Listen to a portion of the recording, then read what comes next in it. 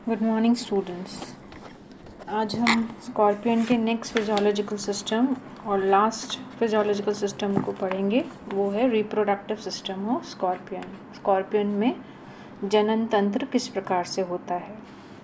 Scorpion में sexes separate होती हैं, यानी मेल और फीमेल अलग अलग होते हैं, और मेल स्कॉर्पियन और फीमेल स्कॉर्पियन की संरचनात्मक इकाई जो है उनमें कुछ फीचर्स ऐसे होते हैं जिसके द्वारा, यानी एक्सटर्नल मॉर्फोलॉजी के द्वारा हम देख के पहचान सकते हैं कि मेल स्कॉर्पियन कौन सा है और फीमेल कौन सा है। इसलिए इसमें सेक्सुअल डायमॉर्फिज्म पाई जाती है कुछ हद तक। सेक्सुअल डायमॉर्फिज्म का मतलब होता है मेल और फीमेल एनिमल को एक्सटर्नल मॉर्फिज्म का मतलब एक्सटर्नल मॉर्फोलॉजी के द्वारा पहचान करना या आइडेंटिफाई करना।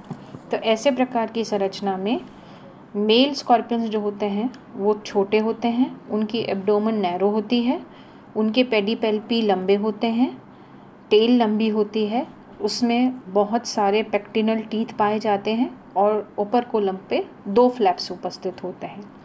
अगर फीमेल स्कॉर्पियन की एक्सटर्नल मॉर्फोलॉजी को हम देखें तो फीमेल स्कॉर्पियन बड़ी होती हैं, उनके एब्डोमेन ज़्यादा चौड़े होते हैं, उनके पेडिपेल्पी बहुत छोटे होते हैं, उनमें कर्व्ड टेल यानी मुड़ी हुई टेल पाई जाती है और उनमें बहुत कम पेक्टिनल टीथ उपस्थित होते हैं। तो इस प्रकार से बाहरी रूप से ही देख के मेल और फीमेल की जब हम पहचान करते हैं तो उसे हम कहते हैं सेक्सुअल डायमॉर्फिज्म। तो जनन तंत्र या रिप्रोडक्टिव सिस्टम ऑफ स्कॉर्पियन में सबसे पहले हम लेंगे male reproductive system. Male reproductive system में एक जोड़ी टेस्टिस, एक जोड़ी वासा डिफरेंशिया, एक जोड़ी जेनाइटल चैम्बर, पैराएक्सियल ऑर्गन और एक कॉमन जेनाइटल चैम्बर पाया जाता है। टेस्टिस जो कि मूल रूप से मेल रिप्रोडक्टिव ऑर्गन का प्रमुख अंग होती है, वो एक जोड़ी के रूप में पाई जाती है और प्री एब्डोमेन के तीसरे से छठे सेगमेंट पे ये उपस्थित होती हैं। एक जोड़ी टेस्टिस जो प्री एब्डोमेन है उसके तीसरे से छठे सेगमेंट पे पाई जाती हैं और हिपैटोपैनक्रियास के अंदर ये दबी हुई होती हैं। तो एम्बेडेड संरचना का मतलब होता है कि हिपैटोपैनक्रियास के ठीक नीचे दबी हुई टेस्टिस उपस्थित होती हैं। टेस्टिस की संरचना को अगर हम देखें तो ये 2 cylinder thread like longitudinal tubes के रूप में उपस्थित होती हैं, यानी बहुत पतली लंबी लंबवत ट्यूब रूपी संरचना होती हैं जो एक दूसरे के बराबर यानी पैरेलली अरेंज होती हैं।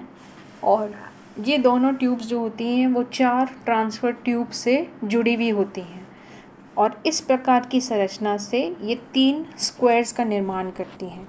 तो टेस्टिस की संरचना को हम इस डायग्राम से आसानी से समझ सकते हैं।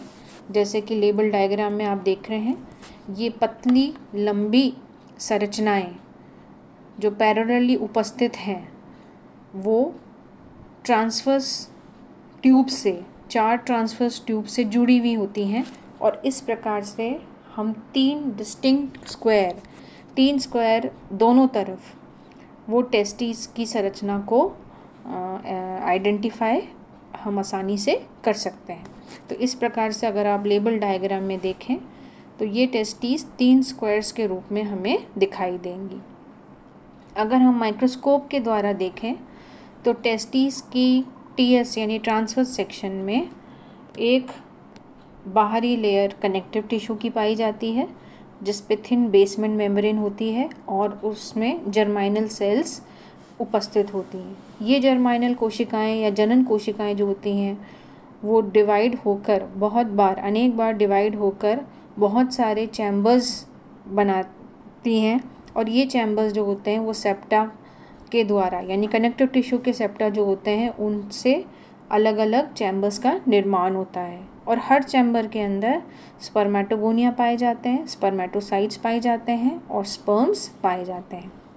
किसी भी मैच्योर स्पर्म को अगर हम माइक्रोस्कोप के द्वारा देखें तो वो फिलीफॉर्म संरचना लिए हुए होता है, मोटाइल होता है, उसकी एक ओवल बॉडी होती है और लॉन्ग टेल पाई जाती है।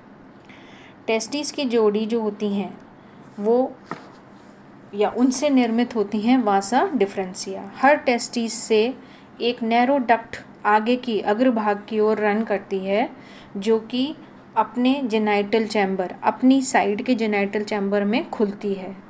और जेनाइटल चैम्बर और टेस्टिस को जोड़ने वाली इस नैरो डक्ट को हम नाम देते हैं वास डिफरेंस। इसको हम वापस से अगर हम लेबल डायग्राम से देखें तो आप लेबल डायग्राम में वास डिफरेंस को पहचान सकते हैं।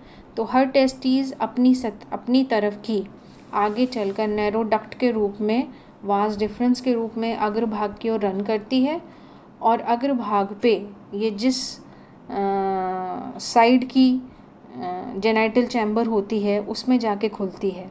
खुलने से ठीक पहले जो इसका डिस्टल भाग है वो थोड़ा चौड़ा हो जाता है, यानी डायलेट हो जाता है, और वो निर्माण करता है terminal ampulla of vas deferens. आप चित्र में देख सकते हैं कि वास डिफरेंस आगे की ओर जाकर, आगे की ओर का मतलब अपनी सतह, जो अपना जेनाइटल चैम्बर है उसकी तरफ जाते हुए उसका जो डिस्टल भाग होता है यानी आखिरी भाग होता है वो चौड़ा होकर एम्पुला का निर्माण करता है। और ये एम्पुला जो होता है वो अपनी ही साइड के जेनाइटल चैम्बर में खुलता है।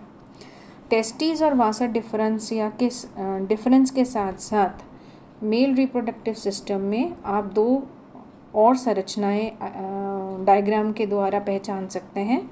पहली, जिसे हम एसेसरी ग्लैंड कहते हैं। एसेसरी ग्लैंड्स जो होते हैं वो सिलेंड्रिकल और ओवल ग्लैंड्स होते हैं, जहाँ पे आप देखें चित्र में नंबर 1 पे जो मार्क किया हुआ है वो सिलेंड्रिकल ग्लैंड की पहचान है। नंबर 2 पे जो मार्क किया हुआ है गोले में नंबर 2 वो ओवल ग्लैंड है।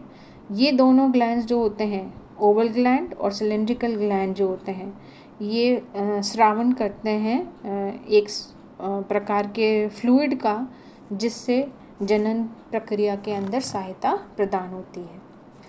तीसरे चित्र में लेबल डायग्राम में जो तीसरा इंडेक्स मार्क्ड है गोला में देखें तो वो कहलाता है वेसिक्यूला सेमिनैलिस। वेसिक्यूला सेमिनैलिस ये एक क्लब शेप ऑर्गन है जो कि पीले रंग का होता है और इसका अग्रभाग सीधे ही वास डिफरेंस में खुलता है। वेसिक्यूला सेमिनैलिस वो संरचना है जहाँ पे जनन कोशिकाओं के द्वारा निर्मित स्पर्म्स जो होते हैं वो स्टोर किए जाते हैं, वो इकट्ठे होते हैं। तो डायग्राम में हम आसानी से टेस्टिस को पहचान सकते हैं, वास डिफरेंस को आइडेंटिफाई कर सकते हैं। वास डिफरेंस अपनी और डिस्टल भाग पर टर्मिनल एम्पुला में खुल रहा है। हर टर्मिनल एम्पुला वास डिफरेंस का जो होता है वो अपनी ही तरफ के जेनाइटल चैम्बर में खुलता है। इस संरचना के अलावा सिलेंड्रिकल ग्लैंड और ओवल ग्लैंड्स जो होती हैं वो फ्लूइड सिक्रीट करती हैं जो जनन में सहायक होती हैं, और वेसिक्यूला सेमिनैलिस जो एक पीले रंग का ऑर्गन होता है उसमें वो स्पर्म्स को स्टोर किए जाते हैं। इसके बाद जो संरचना आती है आप डायग्राम में देखें, जहाँ पे चौथा नंबर मार्क है, 4 नंबर जहाँ लिखा है गोले में वो कहला रहा है जेनाइटल चैम्बर। जेनाइटल चैम्बर वो संरचनाएं हैं, 2 जेनाइटल चैम्बर्स पाए जाते हैं। ये जेनाइटल चैम्बर्स जो होते हैं वो एक मस्कुलर ट्यूब के रूप में उपस्थित होते हैं, यानी मस्कुलर ट्यूब की जो संरचनाएं जेनाइटल चैम्बर के साथ जुड़ी हुई रहती हैं वो कहलाती हैं पैरा एक्सियल ऑर्गन। आप देखें लेबल डायग्राम में जहाँ 5 इंडेक्स हुआ है गोले में वो कहलाता है पैरा एक्सियल ऑर्गन। तो पैरा एक्सियल ऑर्गन जो है वो एक बहुत मस्कुलर ट्यूब है और एक काइटिनस रॉड के रूप में काम करती है। काइटिनस रॉड है तो इसको फ्लैजिला का नाम भी दिया गया है। इस काइटिनस रॉड या फ्लैजिला जो पैरा एक्सियल ऑर्गन का निर्माण करता है, इसकी इम्पॉर्टेंस या सिग्निफिकेंस ये होती है कि ये स्कॉर्पियन की अलग अलग स्पीशीज़ में इसकी संरचना अलग अलग प्रकार की होती है। स्कॉर्पियन की जो स्पीशीज़ होती है, प्रत्येक स्पीशीज़ की में पाए जाने वाला ये पैराक्सियल ऑर्गन की संरचना जो फ्लैजिला का निर्माण करता है उसकी संरचना अलग होती है। इसमें एक शाफ्ट होता है जिसमें एक आंतरिक सतह पे ग्रूव पाया जाता है जिस पे स्पाइंस होती हैं।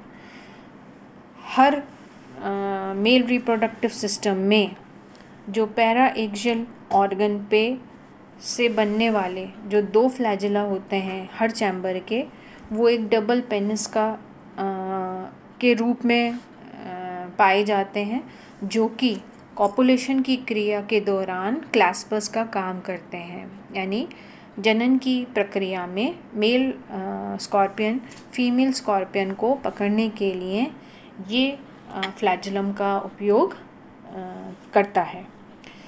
अब दोनों तरफ के जेनाइटल चैम्बर्स जो होते हैं, जैसे कि चित्र में देख रहे हैं नंबर 6 पे ऊपर की ओर गोला किया हुआ जो 6 नंबर का इंडेक्स है वो बताता है कॉमन जेनाइटल चैम्बर।